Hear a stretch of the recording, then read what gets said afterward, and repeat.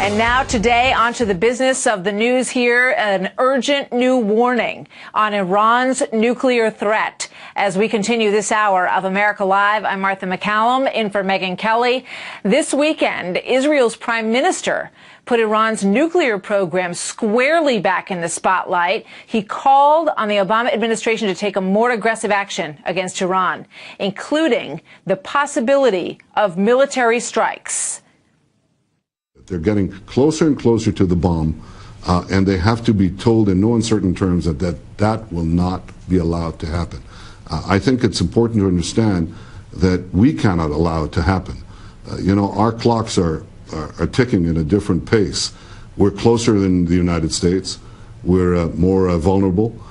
And therefore, we'll have to address this question of how to stop Iran, perhaps before the United States does. Ambassador John Bolton is a former U.S. ambassador to the United Nations, of course. He is also a Fox News contributor. Ambassador Bolton, welcome. Good afternoon to you. Very strong words by Benjamin Netanyahu, who clearly said that he senses that there is just no sense of urgency in this matter. Well, I think it's worse than that, actually. He's worried that the West, the United States and Europe, have fallen for the trap that newly elected Iranian President Hassan Rouhani has set to resume negotiations about Iran's nuclear weapons program.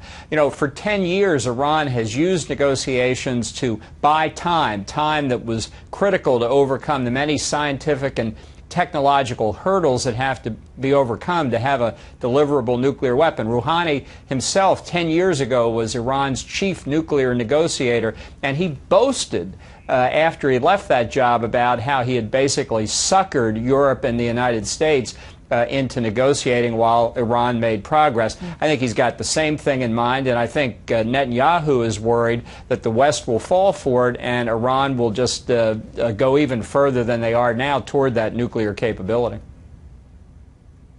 I mean, clearly, on his part, speaking out on the Sunday shows is one way of, getting that message across. We know that he and President Obama have not always seen eye to eye on this issue, have they? Well, I don't think they see eye to eye at all. I mean, obviously, Israel would prefer that the United States take the hard decision to use military force against Iran's nuclear program. I don't see any possibility that President Obama is going to do that. So I think that's why Netanyahu is reminding everybody that Israel is in a different position. It has lesser capabilities, and it has to worry that if they don't act and the United States doesn't act, then Iran gets nuclear weapons. How likely do you think that is, a missile strike on the part of Israel to take out what they see as an ongoing and increasing threat?